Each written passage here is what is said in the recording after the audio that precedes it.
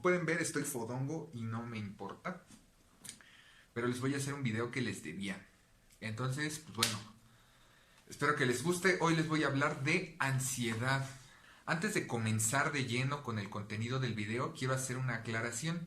Hay dos formas de trabajo principalmente en lo que se refiere a, bueno, psicología cognitivo-conductual en los enfoques, pues más, vamos a decir que los enfoques más aceptados y respaldados por el método científico, que es hacer un diagnóstico diferencial, ya sea pegándonos a lo que es el DSM-5, al manual diagnóstico psiquiátrico, pero también hay una forma de hacer una evaluación que se denomina la evaluación funcional.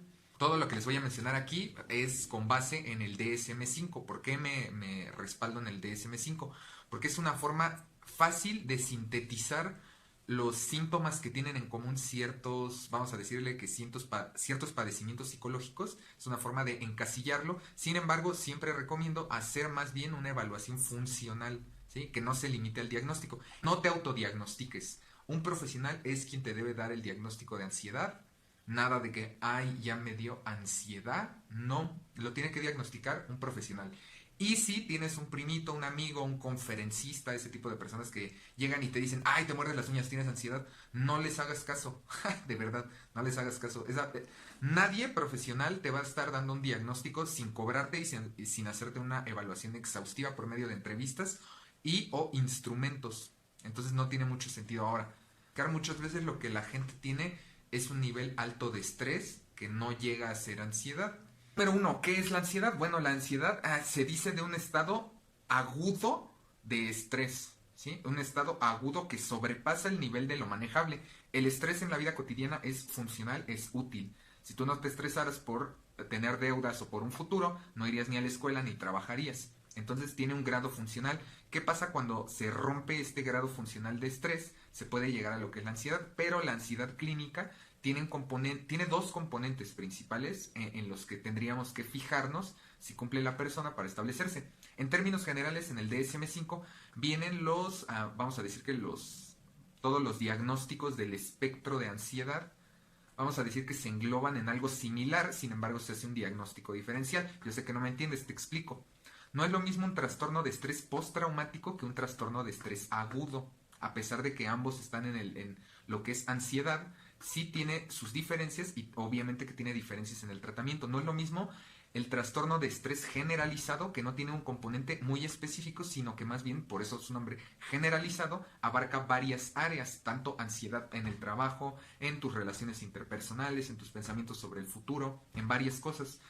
Y hay algo que se le parece, que son las fobias específicas o incluso la fobia social. A menudo se llega a confundir, pero estas son situaciones distintas. Tú te puedes confundir. Si te acaban, por ejemplo, de asaltar y golpear en un taxi, no es que le tengas fobia a los taxis, posiblemente estás bajo un tema de trastorno de estrés agudo, ya que tiene pues quizás 2, 3 semanas que te pasó. Entonces todavía te da miedo salir de casa y mucho más miedo subir a un taxi.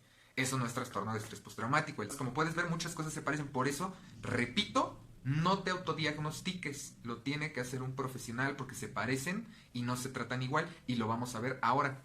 Quizás le di vueltas al asunto, pero ¿qué es la ansiedad? La ansiedad es Lo voy a sintetizar de la manera que mejor pueda. Como yo lo entiendo, la ansiedad es el miedo al miedo, ¿sí? Un miedo exacerbado a tener miedo en el futuro, ¿sí? Para que la ansiedad sea ansiedad, tiene un componente muy importante a nivel cognitivo, que es el pensamiento al futuro, el pensamiento desalentador hacia el futuro, ¿sí? Para que la ansiedad sea ansiedad, requiere que tenga afectaciones en 3 áreas.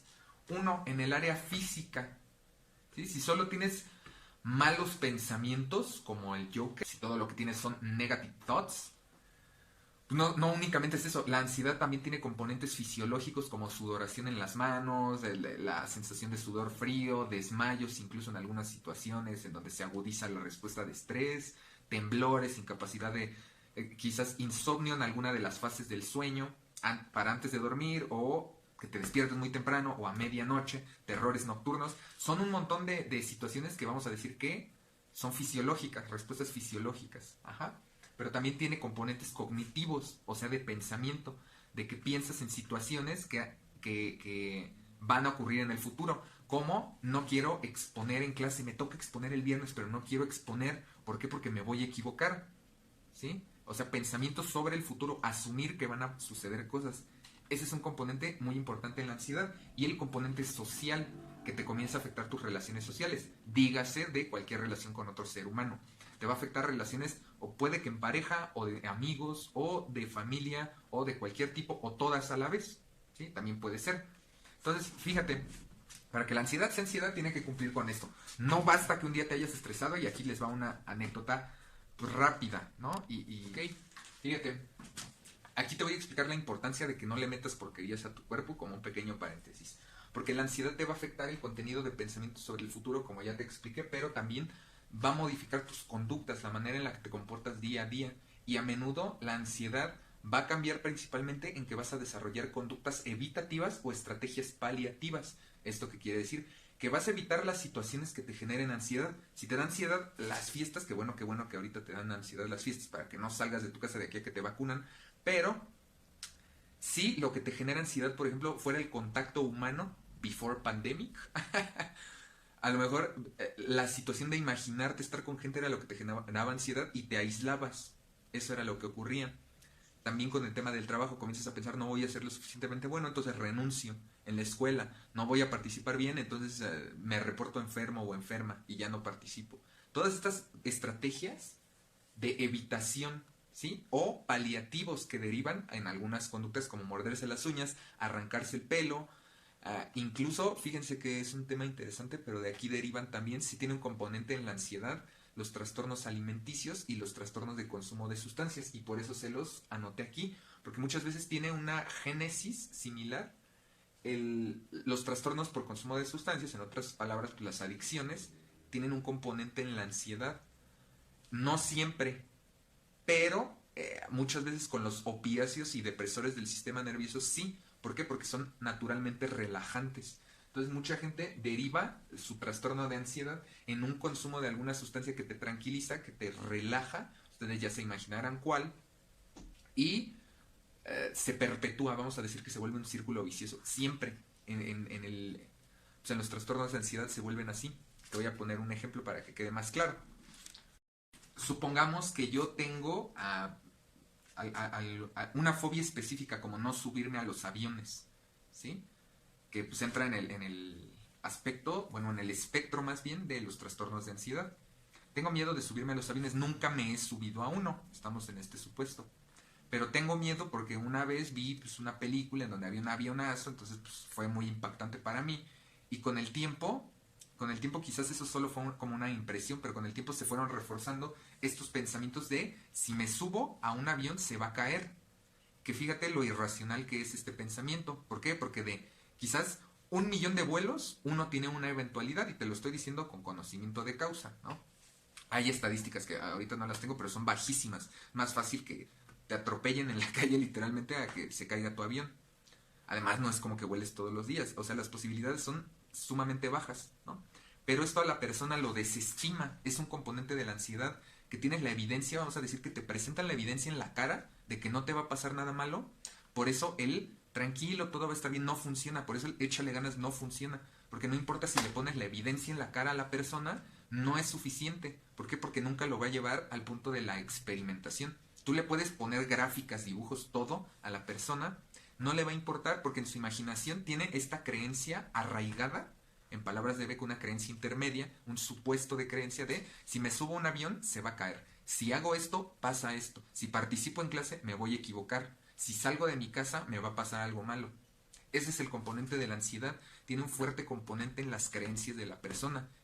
Tú a lo mejor crees tienes una creencia religiosa. Si alguien llega y te dice eso no es esto, le vas a creer, no vas a cambiar tu opinión. Es por eso que es tan difícil que cambie, porque es una creencia, funciona a nivel de creencia, arraigado muy en lo profundo. Y es un trabajo que a menudo para los psicólogos nos lleva varias sesiones platicar, descifrar, porque la persona no lo tiene, vamos a decir que no lo tiene a flor de piel.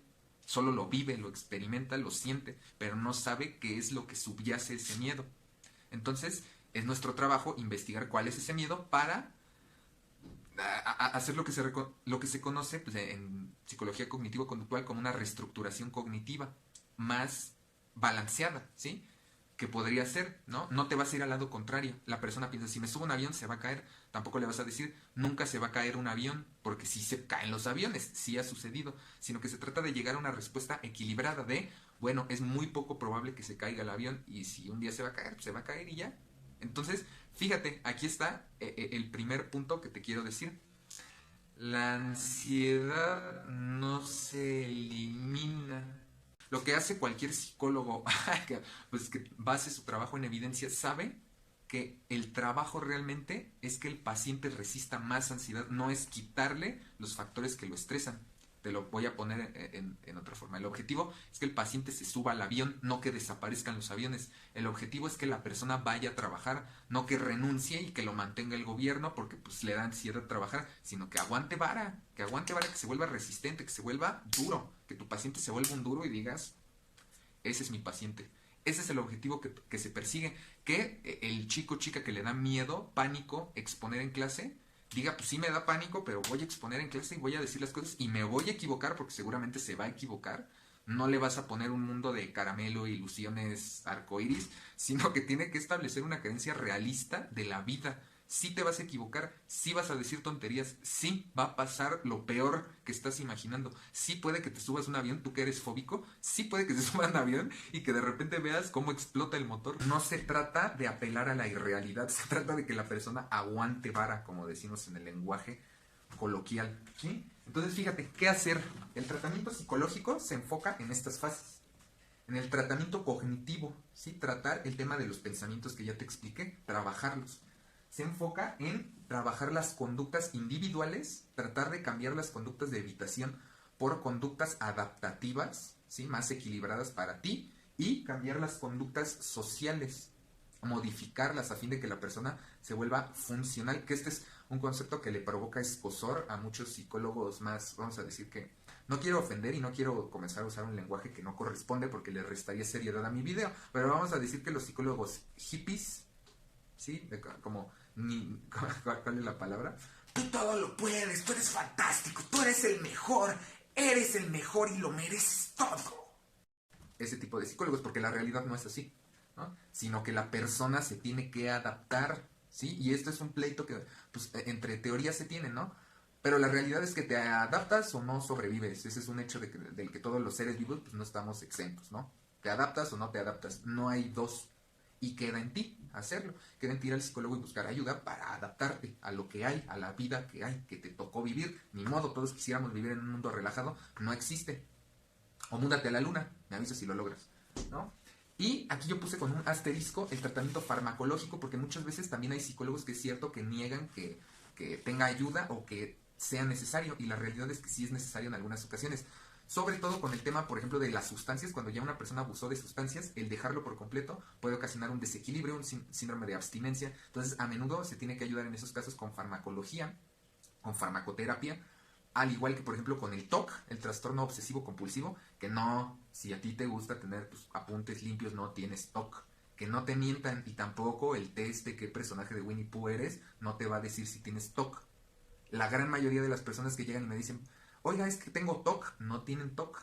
No tienen TOC, únicamente leyeron algo, medio se identificaron, pero no tienen TOC. El TOC sí tiene un componente, vamos a decir que tiene un componente orgánico importante en el que sí es necesario en muchas ocasiones la farmacoterapia, al igual que en la depresión clínica, en donde sí se tiene que hacer, y yo es lo que en ocasiones, cuando es grave el problema, sí se le propone al paciente. Vas a seguir viniendo a tratamiento psicológico, pero también vamos a complementar con farmacoterapia. Y esa sería, y es lo que demuestra mejores resultados en cierto tipo de problemas, ¿sí? Pero tampoco le tengas miedo, no pasa nada, nada más va a ser por un rato. Porque mucha gente cuando le recetan ansiolíticos o algún tema de este tipo, le da mucho miedo. Ahora, si eres médico o te dedicas pues, a la psiquiatría, te voy a dar un consejo.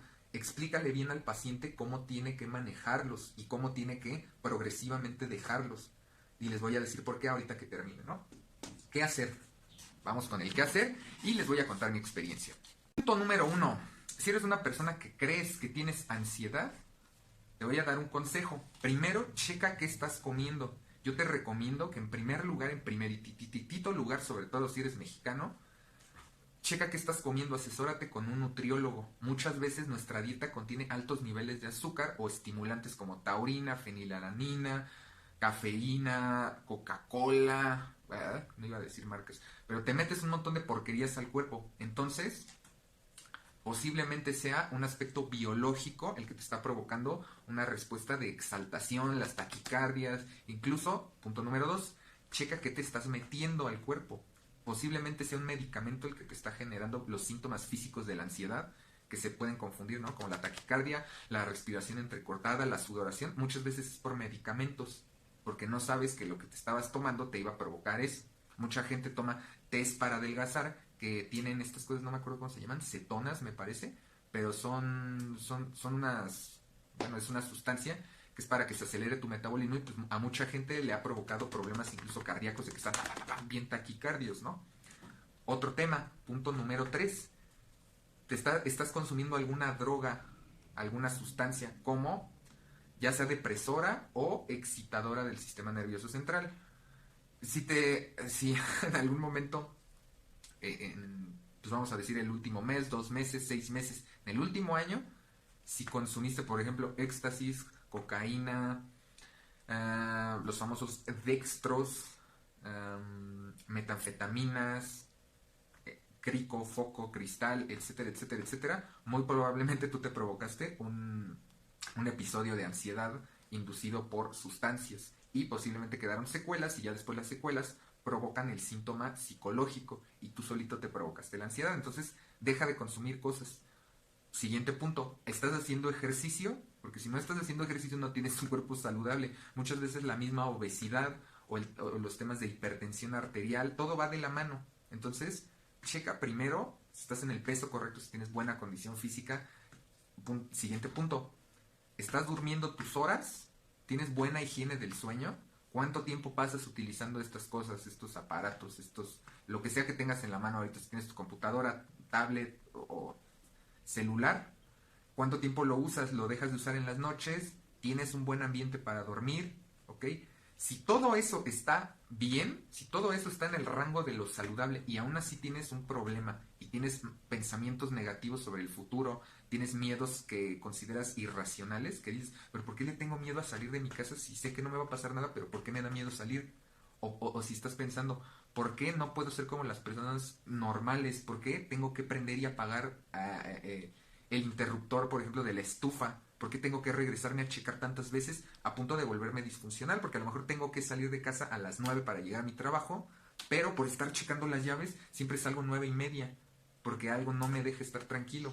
Si ya te está afectando áreas de tu vida, en pareja, repito, con tus amigos, familia, etcétera, ahí sí posiblemente tienes un problema de ansiedad. Si tienes toda tu vida saludable, saludable entre comillas, ¿no? Si estás comiendo bien, durmiendo bien, no te metes nada, no tomas medicamentos, haces ejercicio, eres una persona saludable, ¿sí? Y tienes algún problema que consideras irracional, ahí ya es momento de pedir ayuda. Yo te aconsejo que primero estés bien. Eso, mucha gente que llega a consulta tiene problemas alimenticios o de algún otro tipo, que te podemos ayudar, sí te podemos ayudar, pero mucho del trabajo te vamos a dejar de tarea, pues, que te duermas bien, que te duermas a tus horas, que aparte vayas al nutriólogo, que dejes de meterte cosas. Esas van a ser las primeras recomendaciones que te vamos a hacer. Por eso te estoy diciendo que primero cheques eso. Y te platico rápidamente alguna ocasión que yo tuve un brote de ansiedad y me duró bastante tiempo.